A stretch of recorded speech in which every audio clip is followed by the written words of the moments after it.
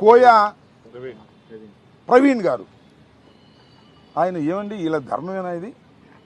వాళ్ళు ఎవరు? వాళ్ళు ముద్దాయిలు, ఎక్యూజ్డ్ అంటే ఏంటి? నేరారోపణ చెయ్యబడిన వాడు మాత్రమే. నేరం రుజువైనటువంటి కన్విక్ట్ కాదు. నేరారోపణ చేయబడిన వాడు కోర్టులోకి వెళ్ళి సాక్ష్యాధారాలన్నీ నిరూపణ అయిన తర్వాత కన్విక్ట్ చేస్తారు, అప్పుడు కన్విక్షన్. ఈ వర్ర రవీంద్రారెడ్డితో పాటు ఇద్దరిని రాత్రి ప్రొడ్యూస్ చేస్తే సేమ్ టు సేమ్ మన చిలకూరుపేట కేసులాగానే వర్ర రవీంద్రారెడ్డి మ్యాజిస్ట్రేట్ గారికి రిపోర్ట్ చేశాడు. మొత్తం టోటల్గా నన్ను ఇల్లీగల్గా కస్టడీలోకి తీసుకున్నారు, నన్ను 5వ తారీఖున ఒకసారి కస్టడీలోకి తీసుకొని అక్కడ 41 నోటీస్ ఇచ్చి పంపించేశారు, నేను వెళ్ళిపోయాను. మళ్ళా 6వ తారీఖునో 7వ తారీఖునో ఏం చెప్పాడు, ఇంకా దాంట్లో స్టేట్మెంట్ రాలేదు. మళ్ళీ అర్ధరాత్రి లేపుకొచ్చారు. 4 రోజుల నుంచి తిప్పుతున్నారు, కొడుతున్నారు, విచ్చలవిడిగా కొట్టారు. మళ్ళీ తీసుకొచ్చి అర్ధరాత్రి ప్రొడ్యూస్ చేశారు. ఏబిఎస్ కార్పస్ వేసాం కదా సుప్రీం హైకోర్టులో, ఏబిఎస్ కార్పస్ పెండింగ్లో ఉంది కాబట్టి ఎక్కడైనా ఉంటే వాళ్ళని ప్రొడ్యూస్ చేయమంటే తీసుకొచ్చి ప్రొడ్యూస్ చేశారు. ఎప్పుడు ప్రొడ్యూస్ చేశారు? చిలకలూరిపేటలో ఉన్నటువంటి ముద్దాయిలుగా చెప్పబడుతున్న సుధారాణి దంపతుల్ని ఏ విధంగా ప్రొడ్యూస్ చేశారో రాత్రి 12 గంటలకి మళ్ళా వీళ్ళు రాత్రి 11:30కి ప్రొడ్యూస్ చేశారు. అరెస్ట్ మాత్రం అంతకుముందు రాత్రి 11:30కి చూపించారు, కన్వీనియంట్గా 24 అవర్స్లో పెట్టాలి కాబట్టి. దీన్ని బట్టి అర్థమవుతుంది ఏంటంటే, లాజిక్గా ఆలోచించండి. పెద్దలు, న్యాయ నిపుణులు, న్యాయవాదులు, న్యాయమూర్తులు ఆలోచించమని మనం చేస్తున్నాం.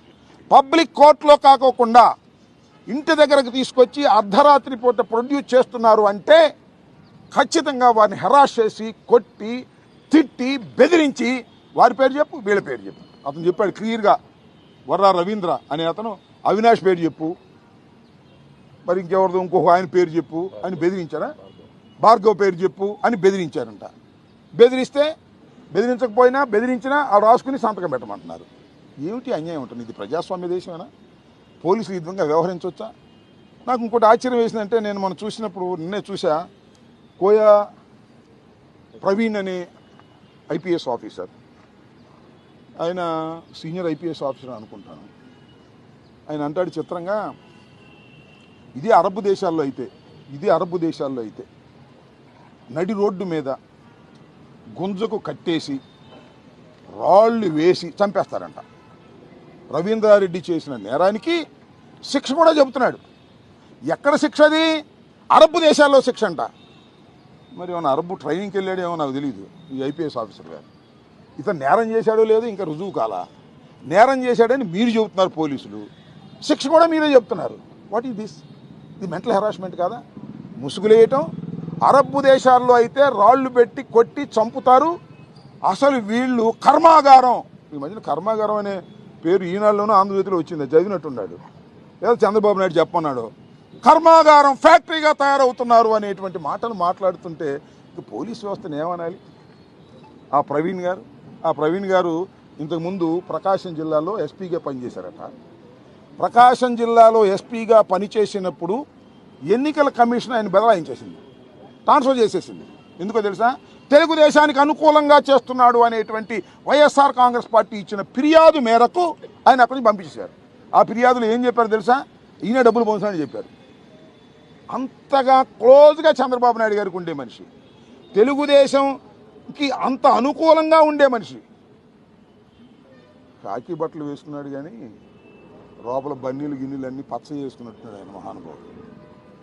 తెలియకడుగుతా ఏం మాటలు మాట్లాడుతున్నాడు? మీ డ్యూటీ మీరు చేయండి. నేను what I'm requesting all the IPS officers, ఒకటే మనవి చేస్తున్నా, చట్ట ప్రకారం మీ పని మీరు చెయ్యండి. అంతేగాని ఎక్స్ట్రా కామెంట్స్ ఏంటి నాకు అర్థం కాలేదు. అరబ్ దేశాలు అయితే అలా శిక్షిస్తారు, ఇక్కడైతే ఇలా శిక్షిస్తారు. ఇది ఇంత పెద్ద నేరం చేశాడు, ఇంత పెద్ద నేరం చేశాడు లేదు నువ్వు కాదుగా నిరూపించాల్సింది. You are after all a investigation officer, that's all. నీ పోలీస్ డిపార్ట్మెంట్ నిర్ణయించవలసింది న్యాయస్థానాలు.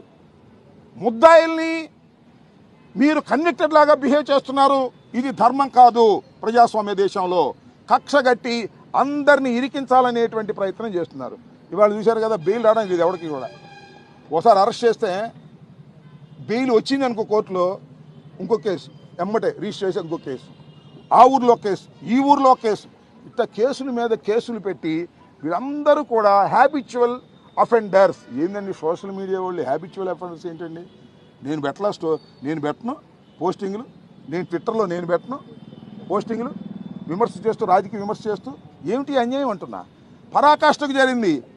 అయ్యా నారా చంద్రబాబు నాయుడు గారు, మీరు పులి మీద స్వారీ చేస్తున్నారు, జాగ్రత్త.